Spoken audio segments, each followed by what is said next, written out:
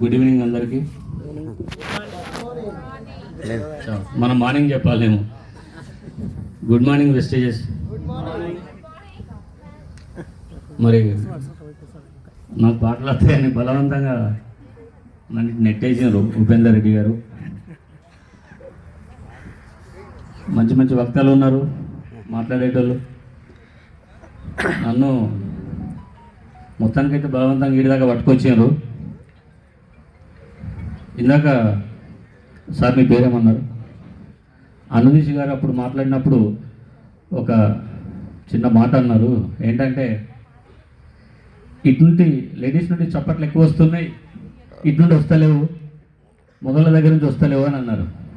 మొగళ్ళ బాధ మీకేం తెలుస్తాను సార్, అంతే కదా?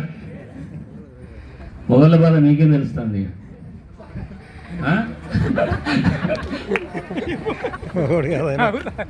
అంటే నేను ఎందుకంటున్నా అంటే, ఏదో ఫన్ కొరకే అంటున్నా తప్ప దాన్ని వేరే ఉద్దేశంగా తీసుకోకండి దయచేసి. అంబుల్ రిక్వెస్ట్. అంటే భార్య విధేయులు అంటే అర్థం ఏంటి చెప్పండి ఒకసారి ఎవరైనా. భార్య చెప్పినట్టు వింటారు. భార్య విధేయులు, భార్య చెప్పినట్టు వినేటోళ్ళు. ఎవరికి తెలియదు. భార్యలు చెప్పినట్టు గట్టిగా భార్య విధేయులు ఎవరు? భార్యలు చెప్పినట్టు వినే వ్యక్తిని భార్య విధేయుడు అంటారు. భార్య చెప్పు చేతల్లో ఉండేవాళ్ళు భార్య విధేయులు, అంతే, తప్పదు. భార్య చెప్పు చేతల్లో ఉండేవాళ్ళు భార్య విధేయులు. ఇది ఎగ్జాంపుల్. ఒక భార్య విధేయుల సభే అనుకుందాం సంతోషంగా, ఒక 10 నిమిషాలు. ఇది భార్య విధేయుల సభనే అనుకుందాం.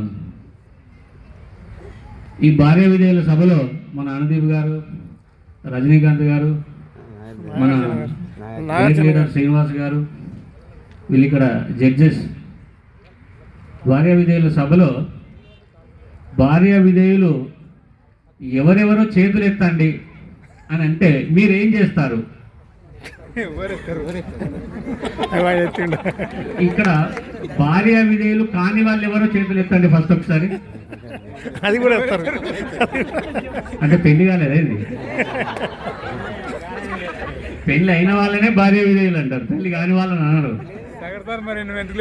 పెళ్లి అయ్యి భార్య విధేయులు కాని వాళ్ళు ఎవరు? నేను మీకు చూస్తలేదు తల్లి, ఎందుకంటే మీకు అందరు విధేయులే. అంటే దరిదాపుగా అందరూ భార్య విధేయులే. ఇప్పుడు నేను ఒక్కనే కాదని చెయ్యెత్తాలి, నాకు పెళ్ళయింది. మరి దానికి ఏంటి ఎందుకు అని అంటే, ఇప్పుడు నేను చెయ్యెత్తాలన్నా లేదన్నా నేను నా పెళ్ళని అడగాలి.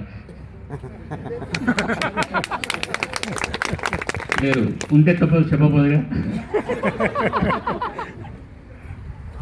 సో భార్య విధేయుల పెద్ద విధేయుని నేనే.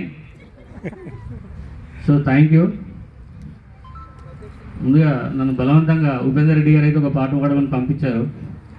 మన విస్టేజ్ నుంచి వచ్చిన సొమ్ములోంచి, ప్రతి నెల వచ్చిన ఇన్కంలోంచి ఒక 2% లేని వాళ్ళకి, చాలా వరకు లేని వాళ్ళకి మన విస్టేజ్ నుంచి కొంత ఫండ్ ఇస్తున్నారు. అది చాలా గొప్ప విషయం. అది నాకైతే చాలా టచ్ చేసింది. లేని వాళ్ళు చాలా ఉన్నారండి. చాలామంది పిల్లల్ని రోడ్ల మీద వదిలేసి వెళ్ళిపోతూ ఉంటారు, ముళ్ళ పొదలలో వదిలేసి. వాళ్ళ కొరకు ఒక చిన్న ఒక పదం నా నుంచి మీరు యాక్సెప్ట్ చేస్తే, తెగిపడ్డ నింగి చుక్కలం. ఎవరు తెగిపడ్డ నింగి చుక్కలు? తల్లి తండ్రి వదిలేసిన వాళ్ళు, అనాథలు. తెగిపడ్డ నింగి చుక్కలం, చెత్త కుండి కాడి కుక్కలం. తెగిపడ్డ నింగి చుక్కలం, చెత్త కుండి కాడి కుక్కలం.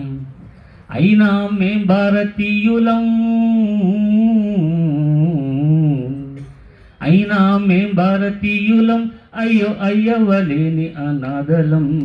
తెగిపడ్డ నింగి చుక్కలం, చెత్త కుండి కాడి కుక్కలం. తెగిపడ్డ నింగి చుక్కలం, చెత్త కుండి కాడి కుక్కలం.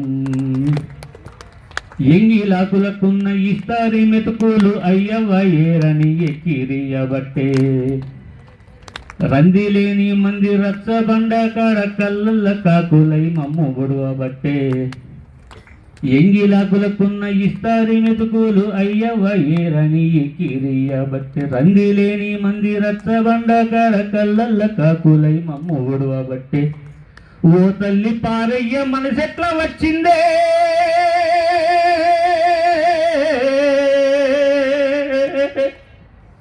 ఓ తల్లి పారయ్య మనసెట్లా వచ్చిందే పుట్టినప్పుడే నన్ను చంపిన బాగుండే తెగిపడ్డ ఆనంగి చుక్కలం చెత్తకుండి కాడి కుక్కలం అయినా మేం భారతీయులం